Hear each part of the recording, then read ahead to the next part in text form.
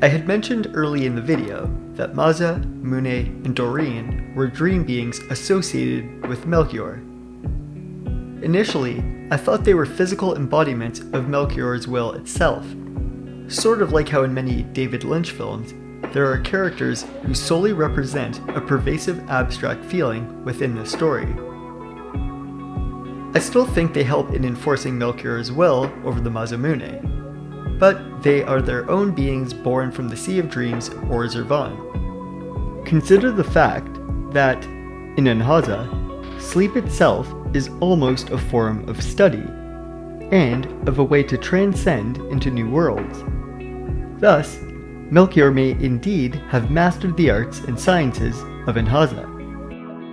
Even Balthazar and Gaspar may have mastered this sort of retrieval of dream beings, since there is speculation that Specchio is a dream being of Gaspar's, and that Norstein Beckler may be a dream being of Balthazar's, albeit a rogue and distantly connected one. There's also the possibility that Doreen, Maza and Mune's sister, may have been retrieved to impart Melchior's will over Marl's and Shala's pendant.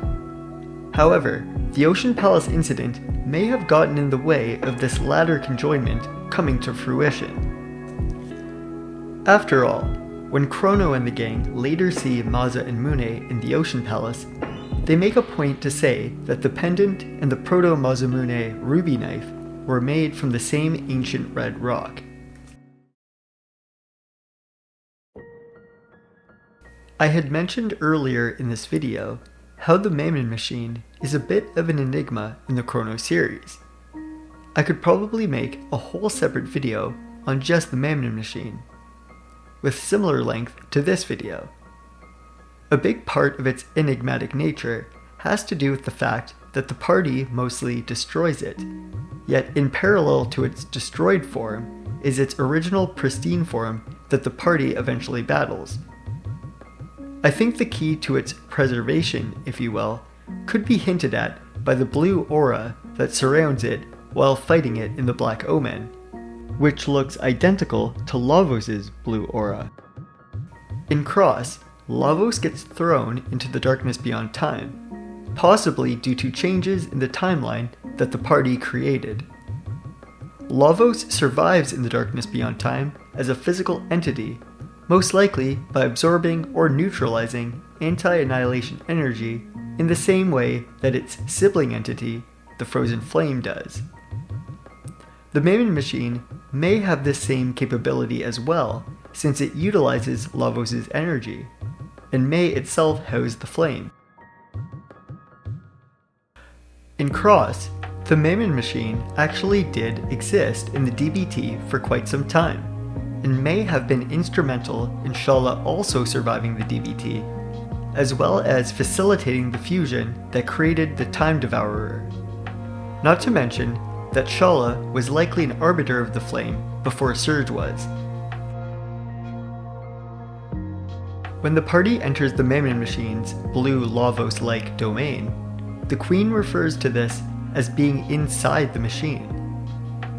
It's possible that the Mammon machine must exist in two forms to be able to properly absorb Lavos' energy, one form in regular space, and another within the Lavos energy domain, in order to properly extract as much energy as needed. In other words, it may need to be on a certain frequency to pick up Lavos' energy. It's also possible that the domain expansion capability of the Mammon machine may be a failsafe that initiates, should its physical form get destroyed. If the flame is inside of the Mammon machine, this could also be a security measure to keep possession of it, much like how Fate had high-level security locks on the flame in Cross. In this sense, the Mammon machine and the whole of the Black Omen may be a fortress that's primary purpose is to contain the flame. There was a dream sequence where Shala and Giannis talk about the black wind surrounding Zeal. Let's dive deeper into that. My thoughts on the black wind are that it could be one of two related things. One, that it signifies the presence or strong influence of Lavos, and thus comes from Lavos, or 2, it is a warning sign from the entity/planet that it is in grave danger or near to it, thus its presence primarily around Lavos. I'm thinking, based on what Shala says in the dream sequence, that it might be the latter. That the planet is constantly warning whoever can sense the black wind, perhaps shadow users, that Guile is in complete misalignment with the planet, and is instrumental in accelerating its demise. Yet, Guile persists despite this. Lavos silencing the black wind in this case would mean that Lavos would be silencing the planet through killing it once and for all. Earlier in the video, we saw Melchior being frozen atop the Mountain of Woe by Magus with Ruby Knife in hand. This led to the question, who may have plunged the Ruby Knife into the Mammon machine in the original timeline, since Chrono was not present? I surmise that Melchior initially may have planned to plunge the Ruby Knife into the Mammon machine himself.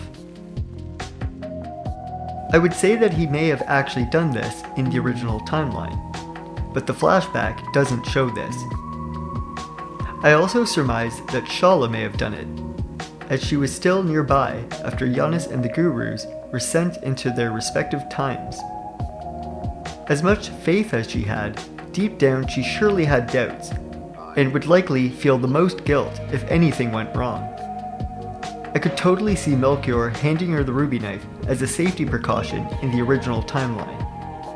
Alternatively, Maza and Mune, who would have already resided inside the knife, could have plunged the knife into the Mammon machine themselves, since when Chrono does it, it's mostly just him pulling out the knife and Maza and Mune taking it from there.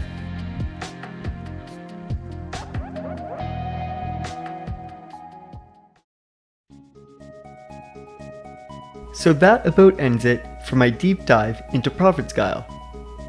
Before I close out, I'd like to leave a few shoutouts to some cool Chrono projects from a couple of my Chrono friends. First, if you happen to enjoy the excellent lo-fi renditions of the trigger tracks playing alongside the appendix in parts 7 and 8 of this video, you can check out those tracks and more by following this link here on the screen and in the description. This will lead you to the music of Alex Rincon, who's a talented musician with a penchant for Chrono Trigger. Second, if you're interested in more fan-made side stories that expand the Chrono lore in intriguing ways, check out the following Twitter account link on the screen and in the video description, called Balthazar Logs, created by Luis Pablo Zuniga Torres. This unique story-building format follows the journeys and travels of Balthazar immediately following his expulsion to 2300 AD as per the Ocean Palace incident. Since this is Twitter-based, the story is told through a succession of brief updates or logs. Finally, if you've enjoyed this video, feel free to drop a like or subscribe to my channel. I would definitely like to make more Chrono videos and connect with Chrono fans. It was a ton of fun putting this together, and things can only go up from here. So thank you for watching, have an excellent day, and let's keep the Chronoverse alive and well.